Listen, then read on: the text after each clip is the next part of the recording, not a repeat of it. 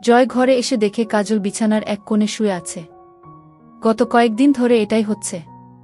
কাজল তার ঘরে আসার আগেই এসে ঘুমিয়ে পড়ে, যদিও সজাগই থাকে, তবে ঘুমের ভান ধরে থাকে। এটা জয় বুঝে। সেদিন কাজলের বাবা ফোন দেওয়ার পর থেকে তাদের মাঝে এই মান অভিমান চলছে। সেদিন জয় রাগ করে চলে যাবার পর যখন মধ্যরাতে বাসায় ফেরে তখন কাজল অভিমানের গলায় অনেক কথা বলে জয়কে।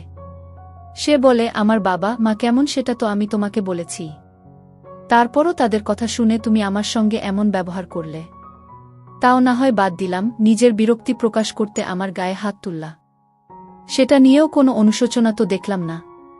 শুধু পারো আমার উপর রাগ দেখাতে। এটাই বুঝি পুরুষ মানুষের কর্ম? রাতে বউ লাগে, দিনে বউ ছাড়া সারা দুনিয়ায় লাগে। জয়ের মাথা গরম থাকায় সেদিন সে কাজলের কথাগুলো স্বাভাবিকভাবে নিতে পারেনি। সেজন্য সেও রাগের মাথায় তর্কে জড়িয়ে পড়ে। সেদিনের পর থেকেই জয় এবং কাজলের কথা বলা বন্ধ। দুজনেই অভিমান করে আছে, কেউ আগ বাড়িয়ে কথা বলছে না। অবশেষে জয় আর নিজেকে ধরে রাখতে পারল না। সে গিয়ে কাজলের হাত ধরে বলে, ঘুমের ভান করতে হবে না, ওঠো। কাজল চোখ মেলে তাকায়, তবে কথা বলে না। জয় এটা দেখে হাত জোর করে বলে, আমার ভুল হয়ে গেছে, আমাকে ক্ষমা করে দাও। আমি জানি আমি স্বামী হিসাবে খুবই জঘন্য, এজন্য আমাকে হয়তো সারা জীবন ক্ষমা চেয়ে যেতে হবে। আমি আমার ভুল স্বীকার করছি। সরি, তবে এবার আর কোনো ভুল করতে চাই না। দয়া করে আমাকে একটা সুযোগ দাও। মানে? কাজল উঠে বসে। সে কিছু বুঝতে না পেরে জয়ের দিকে তাকায়। জয় শান্ত গলায় বলে, আমি আলাদা বাসা ভাড়া নিয়েছি, আমরা কালই সেখানে যাব। আমরা সেখানে আলাদা সংসার করব। কি? কাজল অবাক হয়ে জয়ের দিকে তাকিয়ে আছে। জয় মাথা নাড়ায়, অতঃপর বলে, তোমাকে এখানে এই অশান্তির মাঝে আর থাকতে হবে না। আমরা কালই চলে যাচ্ছি। আশা করি এরপর আর কোনো ভুল হবে না। বাবা মাকে এসব বলেছ? কাজলের প্রশ্ন শুনে জয় নাসূচক মাথা নাড়ায়। অতঃপর মুখে বলে, কাল বলবো। এখন বললে ঝামেলা করবে। আমি এখন বেকার ঝামেলা নিতে চাচ্ছি না। তবে হ্যাঁ, আমি কিন্তু সন্তানের দায়িত্ব অবহেলা করতে পারব না। বাবা মায়ের খরচ পাঠাবো, সেই সঙ্গে তাদের সাথে সবসময় দেখা করতে আসব। তেমার এসবে আপত্তি নাই তো? না। এসবে আমার আপত্তি থাকবে কেন? আর আমার আপত্তি থাকলেও বা তুমি শুনবে কেন? এটা তোমার দায়িত্ব। তুমি যেমন আমার দায়িত্ব অবহেলা করতে পারো না, তেমন তোমার বাবা মায়েরও না। সেজন্য আমি বললেও তোমার এই কাজটা করা উচিত নয়। দেখো, আমি কখনোই এটা চাই না যে তুমি তোমার বাবা মায়ের থেকে দূরে সরে যাও। আমিও সবার সঙ্গে মিলেমিশে থাকতে চেয়েছিলাম, কিন্তু তারা মিশতে চায় না। আমি শুধু চেয়েছিলাম আমার এই খারাপ সময়ে তুমি আমার পাশে থাকো, আমাকে সঙ্গ দাও। আমি কিন্তু আলাদা সংসার চাইনি। গিয়ে কাজলের মুখে এসব কথা শুনে জয় খুব খুশি হয়। সে খুশি হয়ে কাজলকে জড়িয়ে ধরে, অতঃপর বলে, এজন্যই তোমাকে এত ভালোবাসি। আমি জানি তুমি আলাদা হতে চাও না, কিন্তু এক বাড়িতে থেকে আমার পক্ষে দুইটা সম্পর্ক মানিয়ে চলা সম্ভব নয়। তাই আমাকে নিজে থেকে এই সিদ্ধান্ত নিতে হলো। কাজল এসবে কথা বাড়ায় না। জয় নিজ থেকে তার সব ব্যবহারের জন্য ক্ষমা চায়। কাজলও ক্ষমা করে দেয়। কাজল জানে জয় ভুল করেছে, কিন্তু তার ক্ষমা না করা ছাড়া উপায় আছে? তাছাড়া জয় তো অন্য সবার মতো নয় যে ভুলটা বুঝতে পারে না। ভুলটা বুঝতে পারে, সেজন্য কাজল না চাইতেও তাকে ছাড়তে পারেনি কখনো, আর পারবেও না। কিন্তু সে আলাদা সংসার চায়নি। তবে একসাথে থেকে যখন শান্তি হচ্ছে না, তখন আলাদা হওয়া ভালো, এটাই সঠিক মনে করে নিল কাজল। বাবা বাসায় ফিরতে মা রাগান্বিত গলায় বলে, তোমার বড় মেয়ে ফোন দিয়েছিল, সে বিয়ে করছে শান্ত নামের কোন ছেলেকে। যদিও এটাই এই এলাকায় যে বখাটে ছেলেটা ছিল সেটা কিনা জানি না। হয়তো নতুন শহরে গিয়ে নতুন এক বখাটে জুটিয়েছে কপালে। এসব বাদ দাও তো, ও যা ইচ্ছা করুক, আমাদের তো আর টাকা পয়সা দেয় না, দিবেও না। তাহলে ও বিয়ে করুক না গিয়ে মরুক, তাতেও বা আমাদের কি? বাবার মুখে এই কথা শুনে মা মাথা নাড়ায়। অতঃপর বলে, তাও বললাম, তোমার আদরের মেয়ে ফোন করে তার সুখের গল্প শুনিয়েছে, সেটা তুমি না জানলে চলে? হ্যাঁ, অমনি আমার আদরের হয়ে গেল। মনে করে দেখো, বাচ্চার জন্য তুমিই কান্নাকাটি করছিলি। তোমার জন্যই তো পরিচয়হীন একটা মেয়ের পিছনে আমাকে এত খরচ করতে হলো। সব তোমার দোষ কি? বাবার মুখ দিয়ে এই কথা বের হতে মা ক্ষেপে গেল। অতঃপর যা হওয়ার তাই। যেই মানুষটি ভালো থাকতে তাদের ছেড়ে গেল তারা এখন তার কথা তুলে নিজেদের মাঝে তর্ক বাঁধিয়ে দেয়। শান্ত দরজা খুলে তার বাবা মাকে দেখে অবাক হল না। তাই হাসি মুখে বলে, তোমরা আরেকটু আগে আসতে পারতে। বিয়ের সময় থাকতে পারতে গু। এটা শুনে শান্তর বাবা রাগী চোখে তার দিকে তাকায়। অতঃপর বলে, এই শহরে তোমার চাচা থাকে, তার পরিবার তোমার বিয়ের দাওয়াত পেল না। সেখানে আমরা বিয়ের সময় আসলে তুমি ঢুকতে দিতে? মনে তো হয় না। শান্ত কথা না বাড়িয়ে দরজা ছেড়ে দেয়। বাবা দ্রুত পায়ে হেঁটে ভেতরে প্রবেশ করে। শান্তর বাবা এগিয়ে এসে আমার সামনে দাঁড়ায়। শান্তর মা এটা দেখে ভয়ে শান্তর দিকে তাকায়। শান্তর বাবা আমাকে পা থেকে মাথা অবধি দেখে বলে, বিশ্ব সুন্দরী তো না? আমার ছেলের মাথা খেলে কিভাবে? আমি তার এই কথাটি শুনে ভয়ে ভয়ে তার দিকে তাকাই। এই মুহূর্তে শান্তের বাবা মায়ের উপস্থিত আমি আশা করিনি। তার উপর এসেই সোজা এই প্রশ্ন। আমি কিছুটা ভীত হয়ে যাই। সেই মুহূর্তে অনুভব হলো আমার ডান হাতটি কেউ ধরেছে। আমি পাশে তাকাতে শান্তকে দেখতে পাই। সে আমার হাতটি শক্ত করে ধরে বলে, মাথা তো খাওয়ার জিনিস না বাবা। আমার মাথা তো ঠিক জায়গায় আছে। তা তোমার মাথা ঠিক জায়গায় আছে তো? না মানে মা আবার খেয়ে টেয়ে ফেলল না তো? এটা শুনে শান্তর বাবা বিরক্তি নিয়ে তার দিকে তাকায়। রাগী গলায় বলে, আমি তোমার সঙ্গে কথা বলতে চাই না। শান্তর বাবা মুখ ঘুরিয়ে আমার দিকে তাকায়। আমার চোখে চোখ রেখে বলে, তোমার ন্যূনতম লজ্জা করল না নিজের চেয়ে ছোট একটা ছেলেকে বিয়ে করতে? এটা ঠিক নয়। এই বোধটুকু তোমার নেই গি? প্লিজ ছাড়ো না এসব। বিয়ে তো হয়ে গেছে গি। শান্তর মায়ের কথায় কোনো গুরুত্ব না দিয়ে শান্তর বাবা আমাকে আবার বলে, কি হলো বলো? এতটুকু বোধ নেই তোমার? বয়স বাতাসে বাড়ছে, কোথায় লেখা আছে যে বয়সে ছোট এমন ছেলেকে বিয়ে করা যাবে না?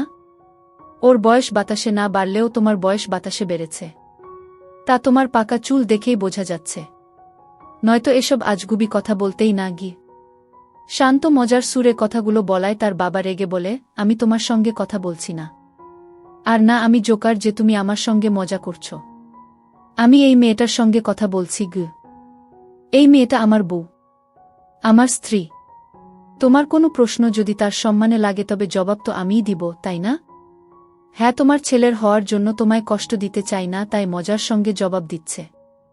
কিন্তু এমন কোনো শব্দ বা বাক্য আমার স্ত্রীর উদ্দেশ্যে বলো না যেটার জন্য আমাকেও কঠিন হতে হয়। শান্তর মুখে এমন কথা শুনে তার বাবা প্রচণ্ড রাগ নিয়ে তার গালে একটি থাপ্পড় বসিয়ে দেয়। অতঃপর বলে, 2 দিনের পরিচয় এত পাগল হয়ে গেছো যে এই মেয়ের জন্য আমাকে হুমকি দিচ্ছ গো? না, আমি শুধু বলছি আমার স্ত্রীর সম্মান রক্ষা করার দায়িত্ব আমার, আর আমি সেটা করব গো। শান্তর এই কথাটির মাঝে কিছু একটা ছিল। আমি বিস্ময় নিয়ে তার দিকে তাকাই। শান্তর বাবাও কয়েক মুহূর্তের জন্য থেমে যায়। পরক্ষণে বলে, বাহ, সম্মান সম্মান শিখে গেছ তো? আমার সম্মানটা ডোবাতে লজ্জা করল না? এখন সম্মানের কথা বলছ? এই সম্মান রক্ষার শিক্ষা পেলে কোথায়? যেটা বাবা মায়ের সম্মানের কথা না ভেবে শুধু স্ত্রীর কথা ভাবে? তোমার থেকেই তো শিখেছি গু। শান্তর মুখে এই কথা শুনে তার বাবা মা দুজনেই হচকিয়ে যায়। শান্ত দাঁত বের করে হেসে বলে, বুঝলে না? আরে তুমিই তো মায়ের সম্মানের জন্য তোমার খালাকে বাড়ি থেকে চলে যেতে বলেছিলি। মা তো আমায় এই গল্প অনেকবার বলেছে। জানো, মা যখন এই কথা বলছিল তখন প্রতিবার তার চোখে আমি তোমার জন্য আলাদা শ্রদ্ধা দেখছিলাম। তখন থেকেই আমি জানি স্ত্রীর সম্মান রক্ষা করা একজন স্বামীর কর্তব্য। শুধুমাত্র ভরণপোষণ দিলেই হয়। একজন স্ত্রীকে সংসারে তার যথাযথ সম্মান দেওয়াটাও একজন স্বামীর দায়িত্ব। আর বাকি রইল বাবা মায়ের সম্মান ডোবানো। আমি তো ডোবাতে চাইনি। তোমরা বাবা মা হয়ে যদি সন্তানের ভালোতে সঙ্গ না দিতে পারো এখানে আমার কি করার আছে বলো? তাছাড়া এখনও সম্মান যায়নি। আত্মীয় স্বজন কেউ তো জানে না। তুমি বরং এক কাজ করো, আমাদের এলাকায় আমাদের বিয়ের অনুষ্ঠানের ব্যবস্থা করে ফেলো। সবার কাছে বলবে পরিবারের সম্মতিতেই এই বিয়ে হয়েছে। তাহলে তোমার সম্মানটাও বেঁচে যাবে। শান্তর বাবা তার কথা শুনে চুপ করে যায়। সে কোনো কথা না বলে পাশে থাকা চেয়ারটি টেনে বসে। অতঃপর বলে, শান্তর মা দেখো পানি কোথায় আছে, আমার জন্য এক গ্লাস নিয়ে এসো। এটা শুনে শান্তর মা এগিয়ে যেতে নিলে শান্ত চোখের ইশারায় থামিয়ে দেয়। শান্ত আমার দিকে তাকাতে আমি বুঝলাম শান্ত আমাকে পানি এনে দিতে বলছে। আমি তাই করলাম। আমি এক গ্লাস পানি নিয়ে এসে শান্তর বাবার দিকে এগিয়ে দিলাম। যদিও ভয় হচ্ছিল সে এতে আরও রেগে না যায়। শান্তর বাবা আমার দিকে তাকিয়ে পানির গ্লাসটা নিয়ে শান্তর দিকে তাকায়। অতঃপর বলে, বু, তোমার ভীষণ কথা শোনে তো। তাকাতেই বুঝে গেল তুমি কি বলছ। এই সরলতা দেখে পটে গেছ না? আরে এটাই নারীদের চাল। তুমি তো বুঝতেই পারছ না, তাই প্রেমের মোহে ভুল করছ গো। পানিটা খাও। শান্ত ঠান্ডা গলায় কথাটি বলে। শান্তর বাবা পানি খেয়ে নেয়। পানিটা শেষ করে গ্লাসটা এগিয়ে দিতে আমি হাত বাড়াই। শান্তর বাবা এটা দেখে বিরক্ত হয়ে বলে, এখন একেবারে সেবা করার কত আগ্রহ। যাক না, দুদিন তারপর দেখবে অন্য রূপকু একই রকম থাকলে তোমার আর অভিযোগ থাকবে না বলছ। শান্তর কথা শুনে শান্তর বাবা তার মায়ের দিকে তাকিয়ে বলে, তোমার ছেলেকে থামতে বলো। এই মেয়ের হয়ে সাফাই আমি শুনতে চাই না। তোমার ছেলে বেশি বেশি করছে। তুমিও বা এত রেগে যাচ্ছ কেন? তুমি তো জানতে আমরা এখানে আসার আগে ওরা বিয়ে করে নিবে। আমি তো তোমায় বোঝালাম এখন। আরে তুমি থামো তো। এই মেয়ের মুখ দেখেই তো আমার মাথা গরম হয়ে যাচ্ছে। একে আমি মেনে নিব? একে এলাকায় নিয়ে গেলে আমার মান সম্মান কিছু থাকবে? আমি মুখ দেখাতে পারব এমন মেয়েকে? বাবাকে থামিয়ে দিয়ে শান্ত বলে, আমার বুকে নিয়ে পরনিন্দা পরচর্চা করতে হলে বাসার বাহিরে যাও বাবা। আমি আমার কানে এসব শুনতে পারব না। শান্ত এবার বেশি হয়ে যাচ্ছে। এত পাগল হয়েছ এই মেয়ের জন্য? এই মেয়ের মধ্যে কি দেখেছ তুমি? একটা বুড়ি মেয়ে?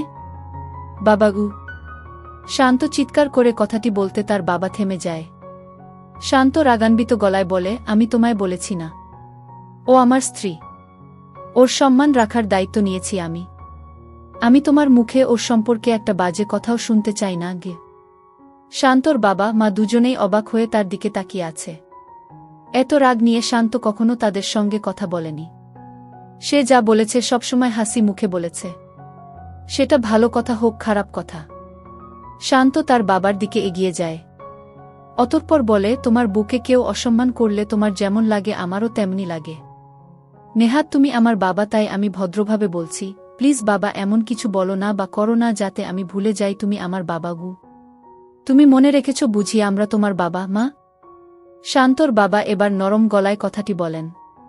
তিনি শান্তর চিৎকার করে বলা কথায় যে কষ্ট পেয়েছেন সেটা তার কণ্ঠস্বর শুনে বোঝা যাচ্ছে।